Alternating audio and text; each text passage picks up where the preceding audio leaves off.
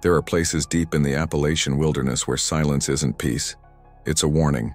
Where GPS is just a blinking icon, where radios crackle into static, and where help is a rumor. You're not supposed to go beyond certain ridgelines. Locals will tell you it's because of bears or ravines or bad footing. But if you press them, if you really press them, they'll go quiet. Then maybe whisper. People don't come back from some places. Tonight I'm going to show you why. Welcome back, friends, to Dr. Bonechill. If you're new here, this is where the truth hides in plain sight, and where the line between real and imagined is razor thin. In today's episode, I'm sharing 8 true, disturbing stories about Appalachian Park rangers, stories pulled from confessions, reports, and the few who lived to tell what happened when duty took them somewhere no one should go. You'll hear from one ranger who stumbled on a burned-out fire watch tower that shouldn't exist, and another who found a string of mutilated deer, each carved with a number, counting down. If you value your sleep, this is your warning. So make sure to hit that like and subscribe button, leave a comment telling us which story stays with you the longest. And now, let's get into it. Story 1. The Tower That Wasn't There. My name is Robert, and I've worked as a seasonal park ranger in the Blue Ridge section of the Appalachians for 9 years now. I'm the kind of guy who likes solitude, hiking remote trails, marking, washouts, checking backcountry campsites. That's my peace. No tourists, no noise. Just me, the woods, and a job that's mostly uneventful. But last October, something changed. I was assigned to verify decommissioned firewatch towers. There are dozens scattered through the range, some from the 30s and 40s, and we're required to mark the ones that are too unstable to stand. Simple work. I was given coordinates for an old tower labeled FT92. Problem is, I couldn't find it on any topographical map or ranger database. Figured maybe it was an old code name or mislabeled. Still, I hiked out. Took me 6 hours round trip, deep into a ridge we call Ash Hollow. No trails. Just compass and memory. I knew something was wrong as soon as I got close. There was no birdsong, no wind, just stillness. The kind that makes you stop breathing to hear better. And then it was just there. A firewatch tower.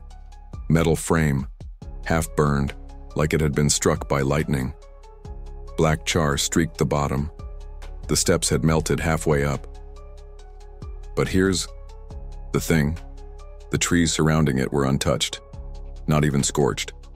I radioed in. Static. Tried my phone. No service. Even my handheld GPS glitched and reset its clock to 1974. I climbed halfway, took photos.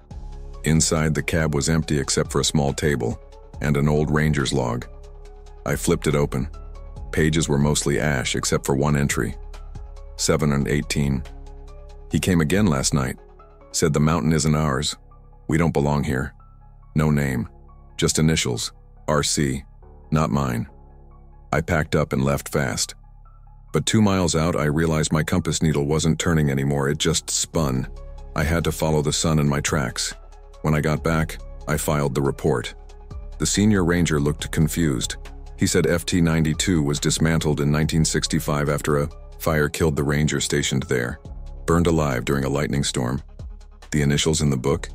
They matched the ranger who died. I checked the log later. A week afterward, I came home to find an envelope taped to my door. Inside was a photo, a recent one, me, standing at the base of the tower, taken from somewhere above, but I was alone.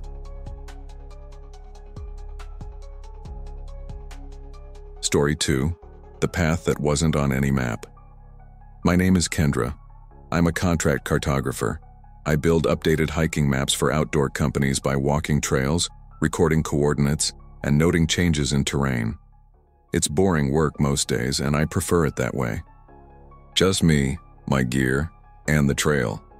Last spring, I got a commission to map a rarely used section of the Appalachian wilderness, right on the edge of private land and federal forest. The client said it was a new protected area. No trails on any map. Yet that should have been my first red flag. I drove up in my Jeep and parked at a ranger station that looked abandoned. Overgrown lot. No ranger in sight. Still, the GPS loaded the area and I marked my path. 3 miles in, my signal dropped. Nothing unusual. Happens all the time in the woods. But when I checked my paper map, something odd caught my eye. A small dashed line that wasn't on any digital copy. Just hand-sketched. Faint. Labeled Old Ridge Route. Curiosity got the better of me. I followed it. After an hour, the trail narrowed, like no one had used it in years. The trees grew close. Too close. I had to push through branches like a tunnel. Then, without warning, the air changed. Heavy. Still. It was silent. Even the bugs had stopped. Then came the cabin. Tucked in a hollow, it looked oddly well kept. Porch swept, wood stacked neatly. Too neat. The door was cracked open. I didn't go in, just marked its location and backed away. But that's when I saw her, an old woman, maybe 70, standing at the tree line, arms crossed. She didn't say anything, just watched. I nodded, trying to be polite. Sorry, I didn't know this was private property. She didn't move. Finally, she said, "There's no path back." I didn't understand. I turned around to retrace my steps, but the trail was gone. Trees. Undergrowth. No sign of the way I came. I walked in what I thought was the right direction, checking my GPS. It wouldn't turn on. The screen just flickered a white symbol, a crude tree like something drawn by a child. Then it died completely. I walked for hours. The sun was already low. Every time I tried to follow moss growth or terrain slope, classic ways to orient yourself, I ended up circling back to the same hollow, and the woman was always there. Each time I returned, she was closer, standing on the porch, then on the steps, then by the door. By dusk, I gave up and knocked on the cabin. She opened the door without a word and gestured me in. I was desperate. Inside was wrong. No dust, no cobwebs. Every object was perfectly arranged, canned goods lined in alphabetical order. A single rocking chair faced the window. I slept on the floor. She never moved, never blinked, just stared. At dawn, the door creaked open on its own. I ran. Somehow, this time, the path appeared. My Jeep was waiting. My map had been altered, but the trail I followed was now marked in red ink with a new label: "Do not return."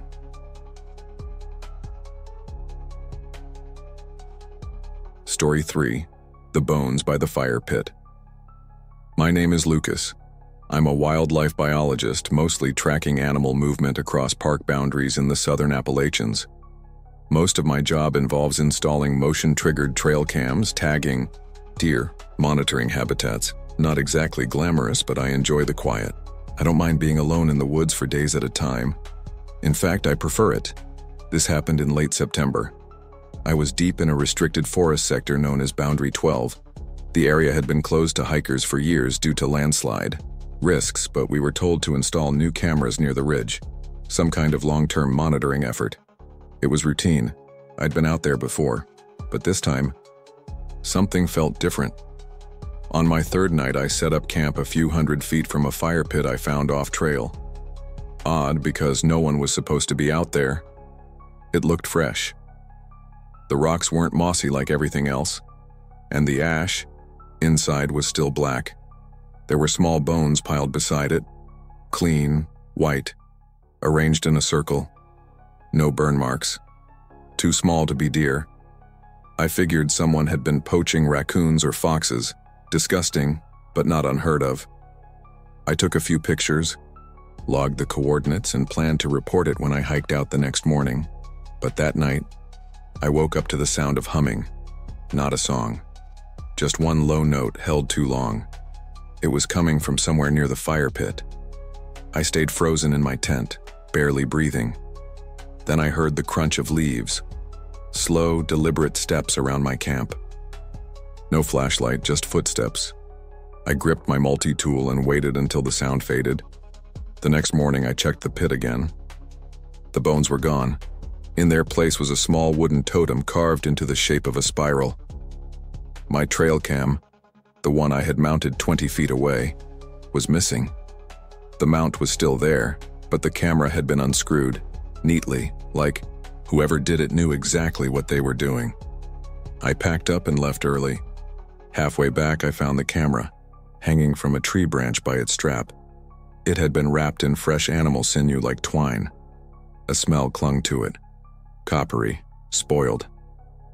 Back at the station, I plugged in the camera. There were only 2 videos, on the SD card. The first showed me sleeping in my tent from a distance. The second showed the fire pit. 6 figures in dark robes stood in a circle, motionless.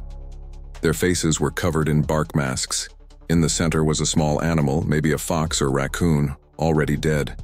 One of the figures looked straight into the lens for a full minute before slowly placing a finger to their lips. I never told my supervisor. But 2 days later, a plain envelope appeared in my mailbox at home. Inside was the wooden spiral totem, same one from the fire pit.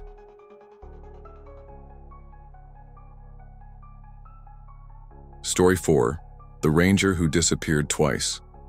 My name is Darren, and I was a contract mechanic hired to do maintenance on ranger vehicles in the upper Appalachian Range. I'm not a park ranger, I just fix things. Trucks, ATVs, snowmobiles, even old generators. I'm usually stationed near the main lodge, but one week in mid-November they asked me to check out a broken-down truck at an outpost called Beacon Rock Station. I'd never heard of it. I asked around, and one of the rangers gave me this strange look, said it was just past the burnt grove, and handed me a hand-drawn map. He told me, and I quote, "Don't go up there after dark. You won't like what follows you back." I thought it was some kind of joke, but I needed the hours, so I took the job. The road out was barely more than a game trail, all ruts and rocks. About 9 miles in, my truck died. Not sputtered, died. Total power loss. No lights, no radio. I checked the battery. Fine. Fuel lines. Fine. But when I turned the key, nothing. I tried my phone. Dead. Not just no signal, and it wouldn't power on at all. Like the battery had been yanked. The air had that electric stillness to it. I grabbed my tool bag and hiked the last mile to the station. Beacon Rock wasn't what I expected. It was pristine. Too pristine. The paint looked fresh. The porch was swept. The windows were clean. But the sign above the door on it said Beacon Rock Station, Esther, 1947. The lettering was faded and cracked. Inside was worse. The place looked like a time capsule. 1950s style desk, ancient typewriter, a rotary phone. A calendar on the wall read October 1963. Everything was covered in a thin layer of dust, except for the chair. That was recently used. Still slightly turned, like someone had just stood up. The ranger's journal sat open. The entry was recent, dated just 3 days ago. He came again last night. I tried to radio out, but the static only gets louder when he's near. I can hear the humming again. He says I can leave if I bring someone else. My blood ran, cold. I shut the book and backed out. But when I turned to leave, the front door was closed. I didn't close it, I yanked it open and ran back toward my truck. I don't remember how I got back, I was just running. By the time I made it, my truck lights were on. The engine started like nothing happened. Back at base, I told a supervisor. He looked like he'd seen a ghost. Quietly, he opened a filing cabinet and pulled out a yellowed personnel folder. It was for a ranger named Clyde T. Hammond, last assigned to Beacon Rock. Missing since 1963. On the back of the folder, someone had handwritten in red ink, "Returned once, left again, never alone." Story 5. They moved the boundary markers. My name is Aaron. I'm a geospatial analyst for a private forestry firm. Basically, I hike through mountains with GPS equipment, updating our company's land plots and boundaries. I check for illegal tree cutting, old survey lines, and erosion zones. It's a lot of walking, a lot of alone time. I've done this for years, and I've never been spooked by the woods, until last October near the edge of McAllister Ridge. I was checking an old property line between state forest and private land. Nothing unusual. But my GPS reading started acting strange. Coordinates kept sliding east by a few feet every few minutes, something I've never seen before. Like the Earth itself was shifting. That's when I noticed the markers. Survey markers are usually painted metal posts or trees with etched blazes. These looked off. They were newer than the last time I'd logged them and placed much deeper into protected forest, like someone had moved the entire boundary line by half a mile. I made a note to report it and kept walking. Not 10 minutes. Later I found something worse, a clearing perfectly circular. Dead center, a single flat-topped stone about 4 feet tall. Carved symbols covered it. Not letters, not anything I could recognize. It felt out of place, like it had been placed there not by erosion or time, but by design. I took pictures and started heading back. That's when I noticed something tied to my pack, a strip of tree bark, thin and curled, tied with twine. I hadn't seen it before. No idea who put it there. I reached for my radio. Nothing but static. My GPS had gone black. Then the woods changed. Birds stopped calling. Wind stopped moving. My steps sounded too loud, like I was walking inside something hollow. I turned a corner and saw someone standing near a tree. They were wearing a long, dark coat and had a hood pulled low. They didn't speak. They just pointed back the way I'd come. When I blinked, they were gone. I didn't think. I ran. I didn't stop until I reached my truck. Back at HQ, I filed a report. The next day, a representative from some federal agency I'd never heard of, black SUV, no badge, came to collect my data. They erased all the GPS logs from that trip, just said it was a software conflict. That night I got a call from a blocked number. A calm voice said, "You weren't supposed to see the stone. Stay on your company's side. The boundary is there for a reason." Then they hung up. I went back to the site 2 weeks later. I had to see it again. The stone was gone, but all the trees near it had been cut down. Perfectly straight stumps, too clean for chainsaws. And every single one of my company's boundary markers had been moved back into the forest.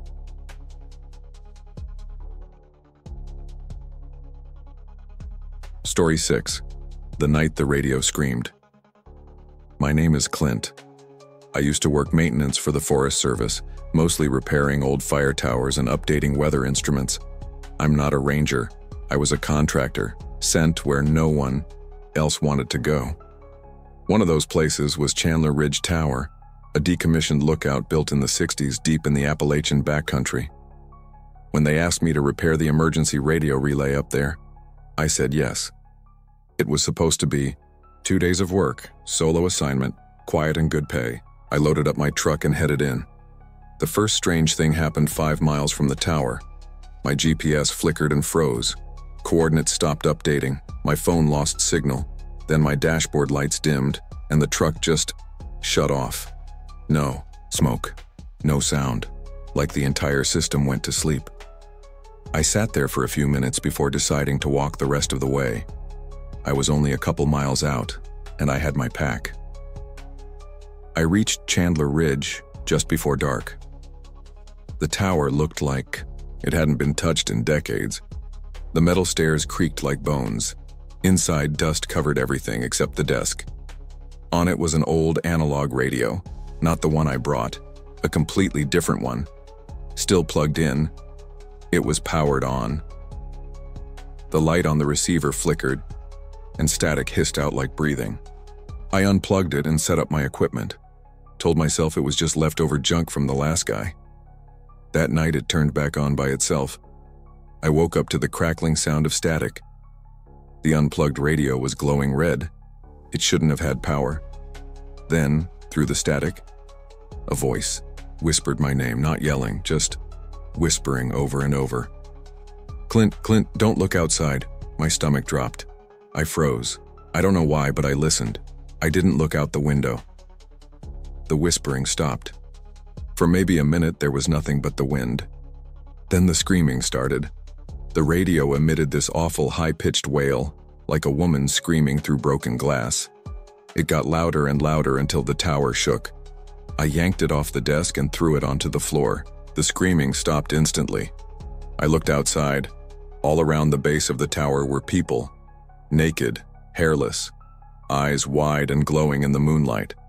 They weren't moving, just standing there, looking up at me. I didn't sleep. At dawn, they were gone. No tracks, no signs.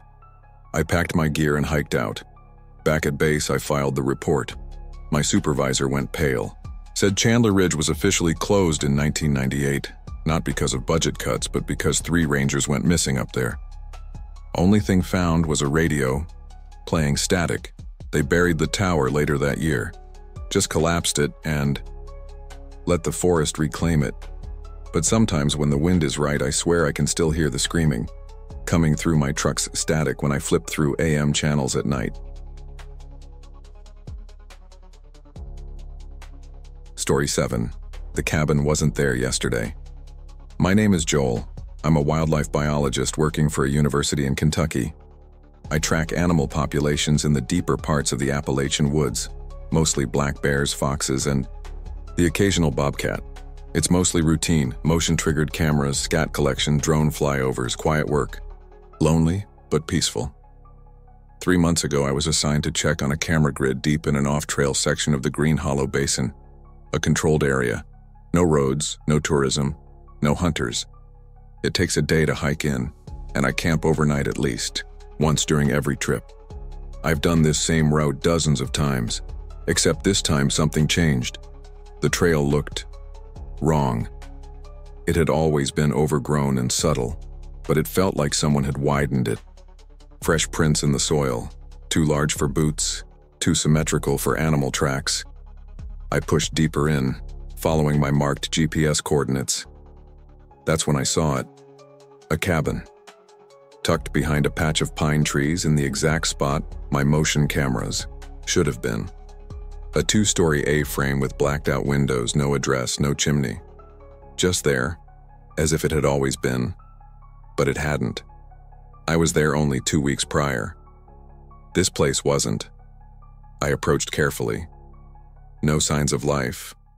No smoke, no movement. But the air was heavy like the pressure before a storm. I checked the ground near the front steps and found a torn scrap of something half buried in the soil. It was part of a state-issued trail camera, the exact make I had installed. It had been torn apart, not chewed, not broken, but shredded, like paper. I should have left. I know that now, but curiosity got the better of me. I circled the cabin. No power lines, no generator, no trail leading to it. The back door was cracked open. I stepped inside. It smelled like wet stone and copper. The walls were covered in animal pelts, but not tanned or cured, raw and fresh. Some were still bleeding. There was no furniture, no kitchen, just a single, low table at the center, and on it, a camera. My camera, still blinking. I picked it up. The memory card was missing, then I heard it. Footsteps. Upstairs. I bolted. Ran harder than I ever have, straight through brush and bramble, blood pouring from cuts I didn't feel until later. I didn't stop until I saw the ranger station lights. I tried to file a report.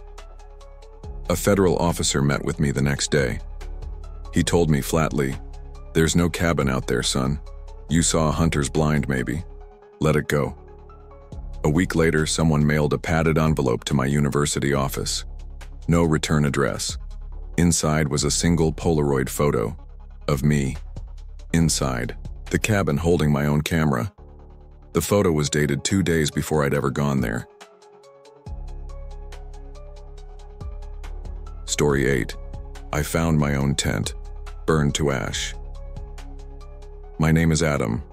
I work as a supply technician for the National Park Service. Basically, I restock ranger stations, repair busted gear, and do inventory runs to remote outposts. I'm not a ranger myself, but I know the woods. Or I thought I did. 2 falls ago, I volunteered to deliver a replacement generator to an old trailhead camp in the southern Appalachian Range. It had been unused for years, but was being reopened for limited winter use. The trip meant camping overnight alone in the backcountry, but I'd done that dozens of times.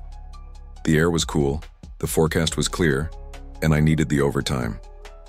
I set out early and made the 10-mile hike without issue. I reached the station by dusk, unloaded the gear, and pitched my tent a few yards off trail. That night was quiet. No wind, no animals, not even owls. That was the first red flag. The second was a sound, subtle at first, just a single twig snapping, then a second, then silence. I looked outside my tent. No moon, only the distant outline of trees. I stood there, a while waiting for something else, but nothing came. I went back inside, locked the zipper, and tried to sleep. Around 2 a.m., I was jolted awake by the sharp scent of smoke. When I unzipped the tent, I froze. 50 feet from where I stood, there was another tent, identical to mine, and it was fully engulfed in flames. No one was screaming, no one was around, it just burned, completely silent. I ran toward it, but as I got closer, something clicked in my brain. That was my tent. Not a copy, not a look-alike. My camp stove was inside. My jacket was draped over the side. It was my setup, right down to the half-filled water. But I was standing there, watching it burn. I backed away slowly, heart pounding, until my heel hit something. Another tent. This one was older, half buried in leaves. I hadn't seen it when I set up earlier. When I turned my light on it, I saw the side was slashed open. Blood, dry and dark, stained the fabric. Inside, bones, human-sized, picked clean. That's when the screaming started. It came from every direction, high-pitched, inhuman. No words, just noise, raw and full of rage. I didn't think. I ran, no GPS, no cell.